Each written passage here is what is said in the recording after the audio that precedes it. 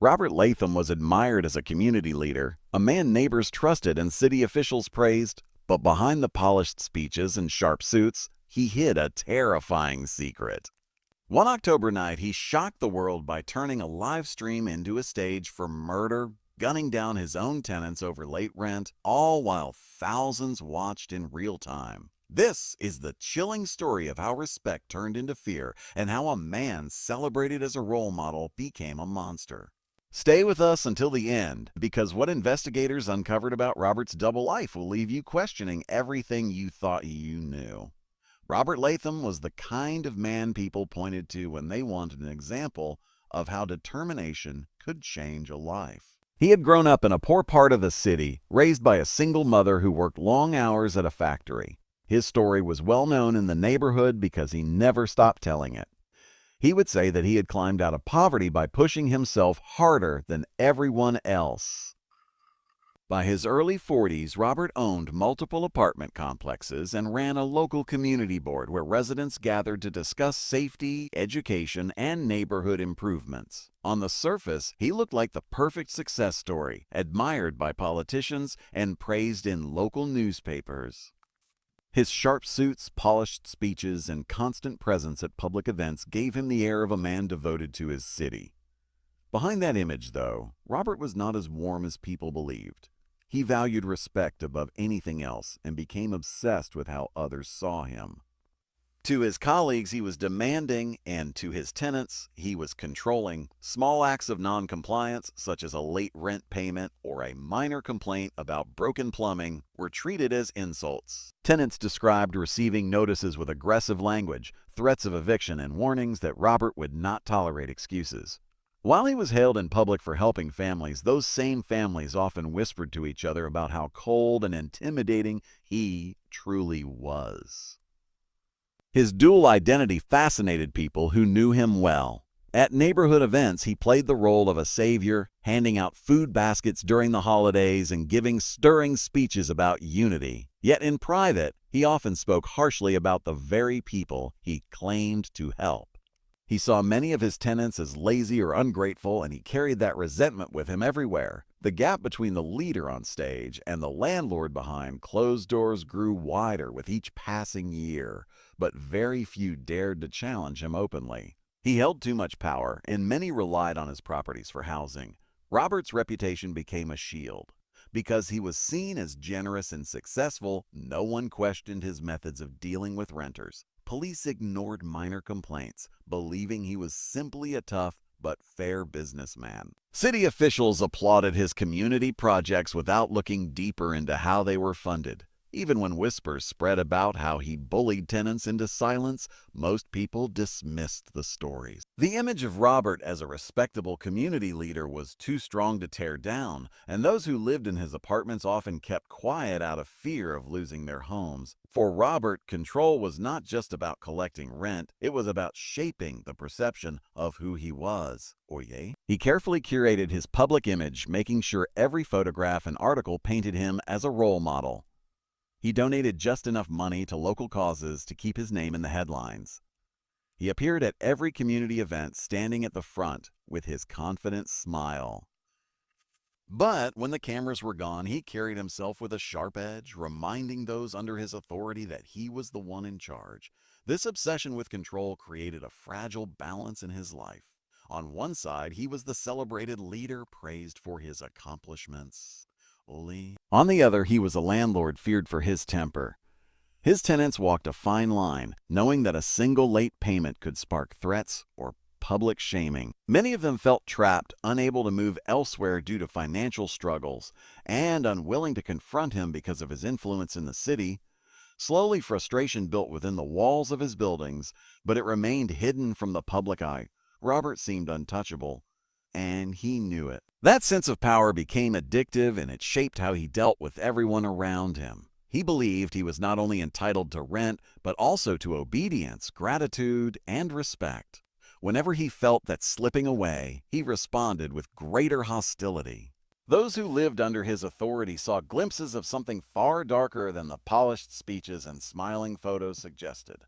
What the public saw as strength was, in truth, something brittle and dangerous, waiting for the right spark to break apart.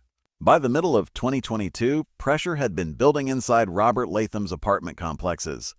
The country was still struggling from the after effects of the pandemic, and many people in his buildings were facing financial hardship. Several tenants lost jobs, some saw their hours cut, and others were still recovering from debts they had accumulated during shutdowns. Rent that once seemed manageable became a source of constant stress. Instead of extending patience or working out flexible payment plans, Robert took these struggles as a personal attack. To him, a late payment wasn't just a sign of poverty. It was a challenge to his authority. The mood around the complexes began to shift as his frustration grew louder and more public. He walked the hallways with a stern expression, snapping photos of doors and slipping eviction notices under them with bold red stamps marked a final warning. Neighbors recalled how he lingered in parking lots, watching people come and go, keeping track of who was avoiding him. Some tenants described the sound of his footsteps in the hall as enough to make their stomachs twist with anxiety. The community he once claimed to serve no longer felt like a safe space. It felt like a trap where fear was always around the corner. It wasn't only the physical presence of Robert that worried his tenants. His online behavior began to reflect the same bitterness. He had always been active on social media, posting photos from charity events or motivational quotes about discipline. But now his tone was different. He started complaining about leeches who refused to pay what they owed. He spoke about how he worked hard for his success while others were living off his effort. At first, these were vague posts, but soon he began making direct references to his tenants without naming them. He would post videos of himself standing outside his buildings talking about other parasites inside who didn't respect him. As his anger spilled online, it began attracting an audience. Some of his followers sympathized with him, praising him for being tough and refusing to be taken advantage of. Others tuned in just to watch the drama, fascinated by how a respected community figure could be so openly hostile. Slowly, his live streams gained regular viewers. Each rant seemed longer and more intense than the last. He would pace the halls, point his phone at locked doors, and talk about how he wouldn't let anyone steal from him. Inside the buildings, tenants whispered about his behavior. Many of them had seen the streams or heard about them from neighbors. Some laughed nervously, hoping it was just bluster, but others worried he was becoming unstable. One single mother described how she stopped letting her children play outside because she was afraid of running into him with his phone out. Another tenant quietly began packing her belongings, planning to leave even though she didn't know where she would go next. Fear was spreading, and with it came a sense of helplessness. Robert seemed energized by the attention. The more people watched, the more aggressive he became. He used his videos to shame tenants who owed money, hinting at their names, showing blurred shots of their doors, and warning that he would make an example of them soon. Each post attracted dozens of comments, some cheering him on, others begging him to calm down. But instead of backing away, he leaned further into the role he had built for himself online. He started to see the live streams not just as a way to vent, but as proof that he was in control, that he had an audience who supported his authority. This public display of dominance created unbearable tension inside the apartments. People walked faster in the hallways, kept their curtains drawn, and avoided him whenever possible. Yet even in their silence, Robert felt disrespected. To him, every late rent payment, every unanswered knock was evidence of rebellion. What had once been a simple financial disagreement was transforming into something far darker. His anger was no longer just about money. It was about power, image, and the feeling that his tenants were laughing at him behind closed doors.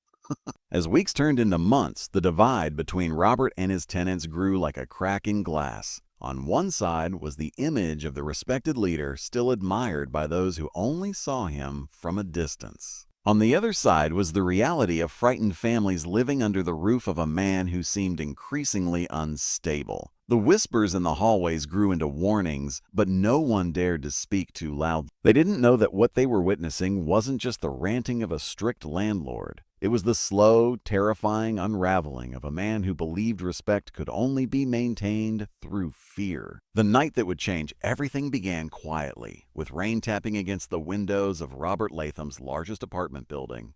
Most of the tenants had grown used to the sound of his footsteps in the halls, his phone raised as he streamed himself walking past their doors. Many ignored it, hoping he would eventually get tired of the act.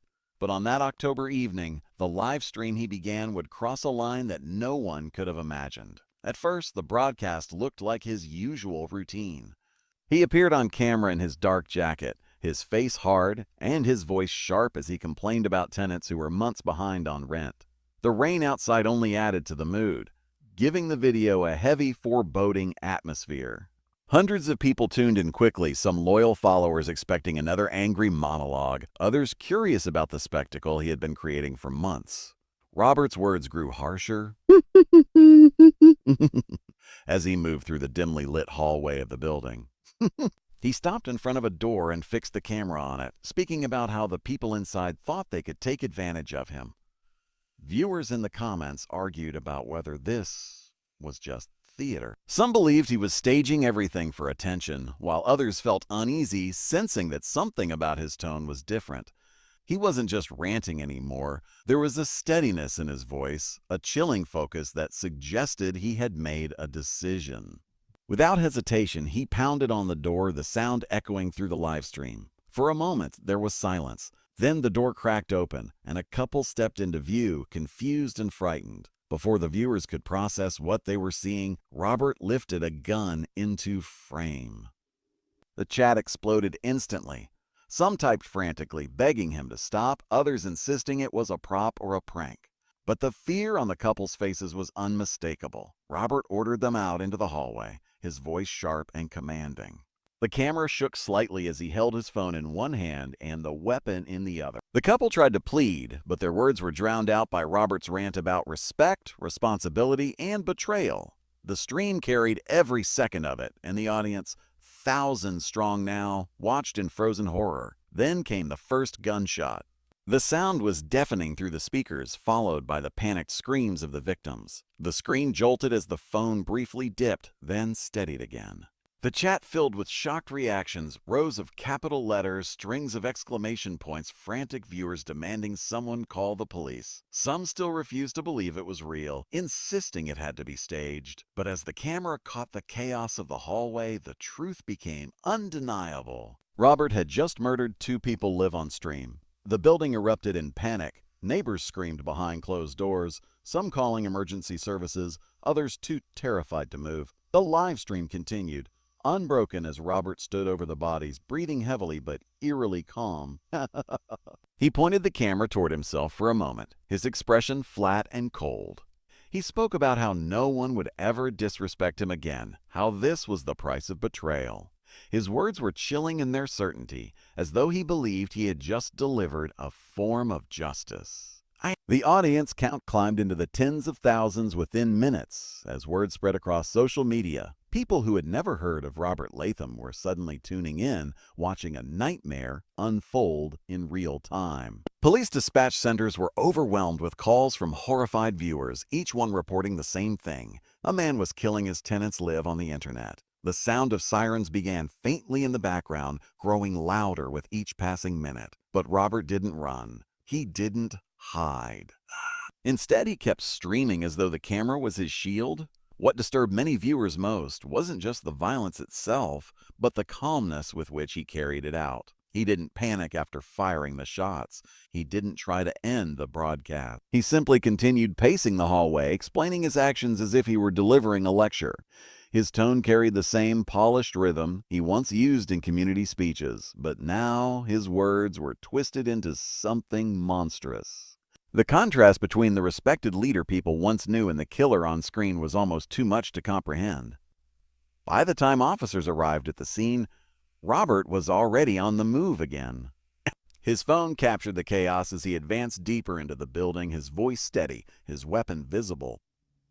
The live stream had crossed a line that no one could look away from. What began as another angry rant had transformed into one of the most shocking acts of violence ever witnessed online. And those who watched would never forget the moment they realized the horror unfolding before their eyes was not a show. It was real. Within minutes of the first gunshots, the apartment building was surrounded. Flashing red and blue lights lit up the rain-soaked street, casting eerie shadows across the walls. Neighbors who had escaped stood huddled under umbrellas, whispering in disbelief as sirens blared and police sealed off the area. Inside, the live stream continued, showing Robert Latham pacing inside another apartment unit, his phone still in hand. His face was tight with fury, but his voice carried a strange calm as he spoke to his growing audience, which now numbered in the tens of thousands. He declared that he was not a criminal, but a man enforcing respect.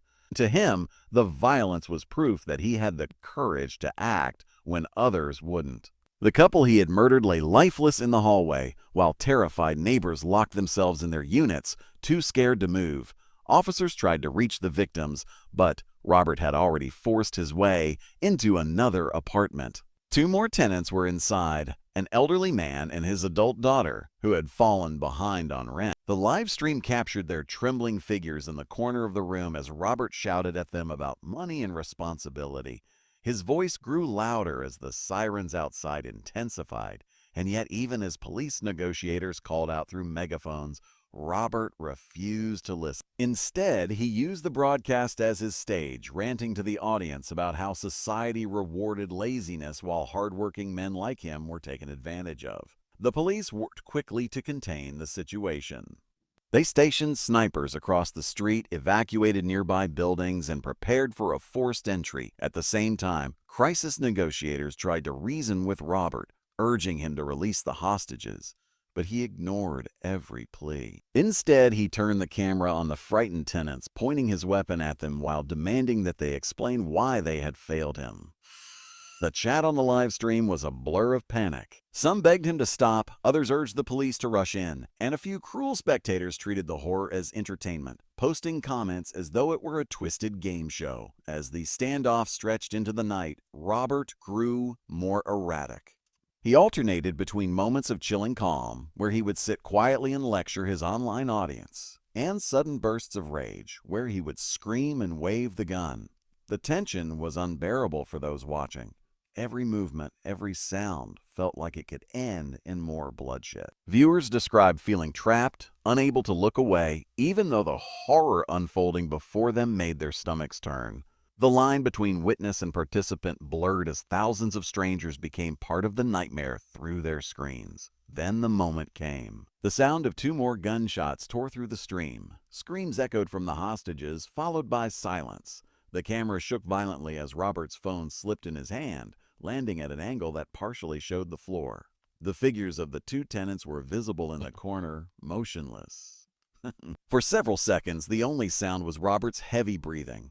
He muttered to himself, words that drifted in and out of coherence before picking up the phone again and pointing it back toward his face. His expression was blank, his eyes glassy, but his voice was steady as he declared that he had done what had to be done. Outside, the decision had been made. Officers stormed the building, their shouts echoing through the halls.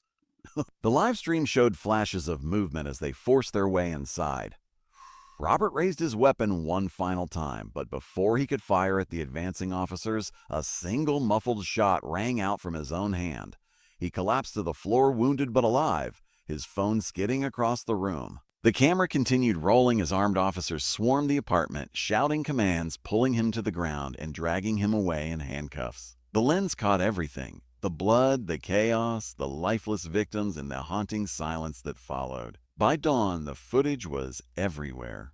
Clips of the killing spread across social media, replayed on news broadcasts, and shared on countless accounts.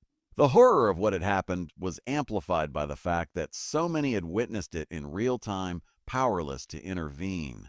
Police officials called it one of the most disturbing crimes they had ever encountered, not only for its brutality, but also for how it played out live for the world to see. For those who had watched, the images were burned into their memories, a nightmare they would never forget.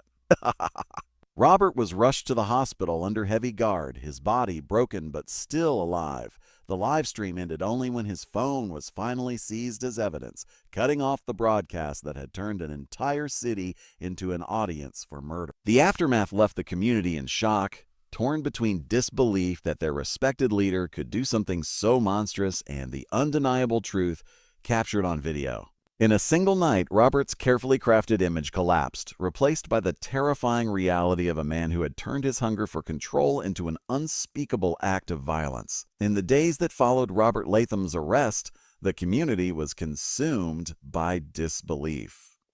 News crews crowded the sidewalks outside his apartment buildings, capturing the stunned expressions of tenants who could barely process what had happened. For years, Robert had been the man they were told to look up to, the figure who stood at the front of neighborhood meetings, speaking about unity, safety, and progress. Now, those same residents were left grieving, not only for the victims but for the betrayal of discovering that the man who preached about building a stronger community had secretly been unraveling into something monstrous. His crimes had been seen by tens of thousands of people around the world, and the horrifying images replayed endlessly on television and online feeds. Investigators began digging into his life, and what they uncovered painted a picture very different from the one Robert had carefully presented. Financial records revealed that despite his reputation for wealth, he was drowning in debt. The buildings he owned were heavily mortgaged, with overdue payments stacking up month after month. Many of his so-called community projects, the ones that had earned him praise from local politicians, were discovered to be underfunded, poorly managed, or in some cases, completely fabricated. He had exaggerated donations, misreported expenses, and hidden failures, all to protect the image of success that he so desperately clung to. Behind the sharp suits and practice speeches was a man who was cornered by his own lies. Former associates came forward to describe a man obsessed with control. Colleagues recalled how he would berate anyone who disagreed with him, twisting conversations until he was the unquestioned authority. Tenants admitted that they had long feared him, but many kept quiet because they believed no one would take their complaints seriously. Some had tried to alert officials about his threats, but those warnings were brushed aside because Robert's public reputation was so strong. He had been too valuable as a community figure, too visible as a symbol of hard work and success for anyone to imagine that the stories could be true. It was easier for people to ignore the whispers than to admit that a respected leader was hiding something dangerous. The live stream itself became one of the most disturbing pieces of evidence in modern criminal history. Every word, every movement, every gunshot was captured in chilling detail. Prosecutors argued that it revealed not only the brutality of Robert's actions, but also his state of mind. He hadn't acted in a moment of blind rage. He had planned it, set up the camera, and chosen to broadcast his crimes to the world. His obsession with respect and image had reached such a twisted level that he believed killing his tenants on live video would prove his authority. Instead, it exposed the depth of his delusion and destroyed whatever legacy he had tried to build. The victims' families spoke publicly about the toll the murders had taken. They described their loved ones as hardworking people who had simply fallen behind during difficult times. They condemned Robert's arrogance and cruelty, struggling to understand how someone who had claimed to represent the community could so easily discard human life. Their grief was raw and public, amplified by the fact that the deaths had been witnessed in real time by strangers across the world. The footage, impossible to erase, had turned private tragedy into a global spectacle. In the courtroom months later, the contrast was striking. The once confident man who had stood at podiums with polished speeches now appeared frail, slouched in his seat, his hands cuffed. Prosecutors painted him as a manipulator who used his reputation to silence critics while letting his anger and paranoia grow unchecked. His defense team tried to argue that financial stress and mental health struggles had pushed him to the breaking point, but the live stream made it impossible to ignore the deliberate nature of what he had done. The jury watched the video in silence, the gunshots echoing through the courtroom just as they had through thousands of screens that night. For the community, the damage was lasting. Residents of his buildings were relocated, the apartments eventually sold to new owners, but the memory of what had happened inside those walls lingered. Many who had once admired Robert struggled with guilt, wondering how they had missed the signs. Others turned their anger outward, criticizing city leaders and officials who had elevated him without questioning his true character. The scandal became a cautionary tale, a reminder of how easily appearances could mask dangerous truths. In the end, Robert's name no longer represented respect or leadership. It became synonymous with betrayal, control, and violence. The man who had built his life on the idea of commanding admiration had destroyed it all in one night, revealing the hollow foundation beneath his success. His story was no longer about triumph over hardship, but about how unchecked obsession with power and image could twist a man into something unrecognizable. The people he once claimed to protect were left scarred, not only by the loss of life, but by the haunting knowledge that the person they trusted most had been their greatest threat all along.